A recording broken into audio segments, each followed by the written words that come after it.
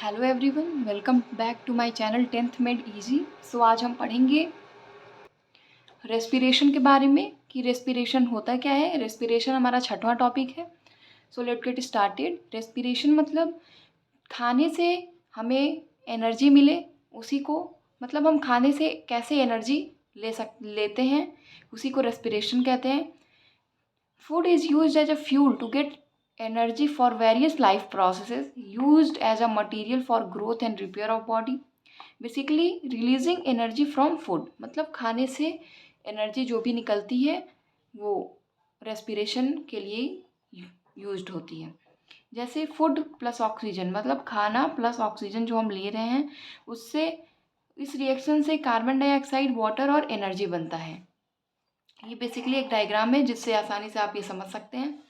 So next हम चलेंगे कि ब्रीदिंग और रेस्पिरेशन में क्या डिफरेंस है। तो breathing mechanism by which organism obtain oxygen from air and release CO2, मतलब ऐसा मैकेनिज्म जिससे कोई ऑर्गेनिज्म ऑक्सीजन ले और कार्बन डाइऑक्साइड बाहर निकाले। जबकि रेस्पिरेशन में ब्रीदिंग का प्रोसेस तो होता ही है, लेकिन उसके साथ साथ एनर्जी भी रिलीज करती है सेल्स, जो जो कि ऑक्सीडेशन ऑफ फूड से होता है। जैसे कि ATP जो है ADP plus phosphate plus energy में टूट जाती है। Now moving to the next topic, types of respiration के बारे में हम पढ़ेंगे। तो इस बेसिकली ये दो टाइप के होते हैं, एरोबिक और एनेरोबिक। एरोबिक रेस्पिरेशन मतलब रेस्पिरेशन जिसमें हम ऑक्सीजन यूज करें, वो एरोबिक रेस्पिरेशन है। और एनेरोबिक रेस्पिरेशन एक ऐसा प्रोसेस है रेस्पिरेशन का जिसमें विदाउट ऑक्सीजन हम ये टेक प्लेस करता है। ये रेस्पिरेशन जिसमें ऑक्सीजन की आवश्यकता नहीं होती है, उसको एनारोबिक रेस्पिरेशन कहते हैं। जैसे एरोबिक रेस्पिरेशन का एग्जांपल है ग्लूकोज हमारे शरीर में जो फूड जाता है उससे ग्लूकोज ऑब्टेन्ड होता है, और ग्लूकोज और जो हम ऑक्सीजन ले रहे हैं वो दोनों रिएक्शन करके कार्बन डाइऑक्साइड, वाटर और 38 ATP एनर्जी बनाते हैं, जो कि बहुत ज़्यादा है। माइटोकॉन्ड्रिया जो है साइट होती है एरोबिक रेस्पिरेशन की। Example aerobic respiration humans, dogs. Normally अगर हम चल रहे हैं, खा रहे हैं, काम कर रहे हैं तो उससे एरोबिक रेस्पिरेशन होगा और हमें 38 ATP एनर्जी मिलेगी। Now come to the anaerobic respiration. इसमें जो है एनिमल्स, जो छोटे जंतु हैं जैसे कि ईस्ट, वो ब्रेक डाउन करते हैं ग्लूकोज को, इथेनॉल, कार्बन डाइऑक्साइड, और रिलीज करते हैं थोड़ी सी एनर्जी जैसे कि 2 ATP। ग्लूकोज टूटता है in absence of oxygen to ethanol, to carbon dioxide and to ATP। Now जो डेवलप्ड एनिमल्स हैं जैसे कि ह्यूमंस, लायंस, अगर वो फिजिकल एक्सरसाइज करते हैं जिससे ऑक्सीजन का यूज जो है वो तेज़ी से होने लगता है मसल सेल्स के अंदर, जो कि ब्लड सप्लाई करता है, उस समय जब ऑक्सीजन की कमी हो जाती है तब हमारे शरीर में एनारोबिक रेस्पिरेशन होता है। जैसे कि कोई एथलीट अगर भाग रहा है तो ऑक्सीजन की नीड बहुत ज़्यादा बढ़ेगी और बहुत जल्दी ऑक्सीजन उसको बहुत ज़्यादा अमाउंट में चाहिए होगा, जो कि उसे नहीं मिल पाएगा। इससे ग्लूकोज जो है in absence of oxygen 2 lactic acid और 2 ATP एनर्जी में टूट जाएगा। सो ये था रेस्पिरेशन इन एनिमल्स का, रेस्पिरेशन के टाइप्स थे वो। Now come to the respiration in plant, कि प्लांट्स में रेस्पिरेशन कैसे होता है। बेसिकली प्लांट में रेस्पिरेशन डिफ्यूजन के थ्रू होता है।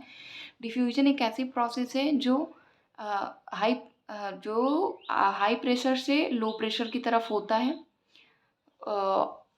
और उसमें पहला टाइप है कि रेस्पिरेशन अगर प्लांट में हो रहा है तो रूट के थ्रू भी हो सकता है। रूट जो है उसमें रूट हेयर होते हैं, जो कि एक्सटेंशन होता है एपिडर्मिस का, वो कांटेक्ट में होते हैं एयर के, जो कि प्रेजेंट होता है सॉइल में। तो जब रूट हेयर जो है ऑक्सीजन को डिफ्यूज़ करता है और दूसरे सेल्स तक पहुंचाता है, और उसी रूट हेयर के थ्रू CO2 जो है वो रूट से बाहर हो जाती है। तो इस तरह रूट से रेस्पिरेशन होता है। और अब दूसरा जो है स्टेम से, मतलब रेस्पिरेशन जो होता है हर्बेसियस प्लांट में वो थ्रू स्टोमेटा होता है। स्टोमेटा प्रेजेंट होता है ग्रीन लीव्स में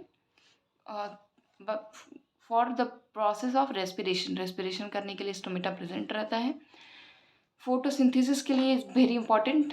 सो जो लार्ज वुडी होते हैं स्टेम्स बिग प्लांट के, उसमें स्टोमेटा नहीं होता है। तो जो उनका लेंटिसेल होता है बार्क में प्रेजेंट होता है।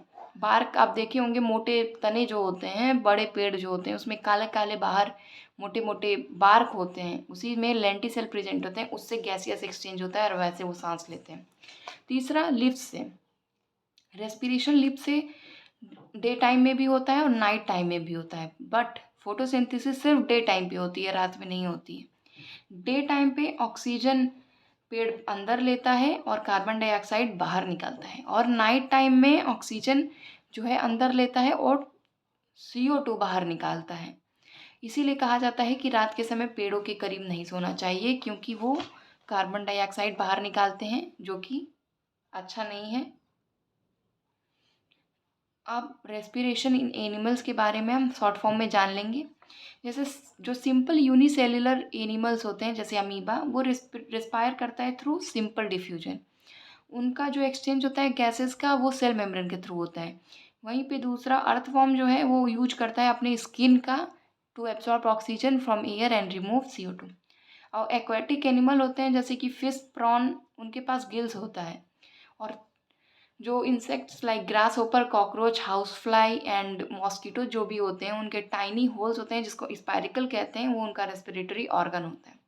और ह्यूमंस, बर्ड्स, लीजर्ड्स, डॉग, और उनके पास लंग्स होते हैं एज अ रेस्पिरेटरी ऑर्गन। और इसको हम डिटेल में नेक्स्ट वीडियो में पढ़ेंगे।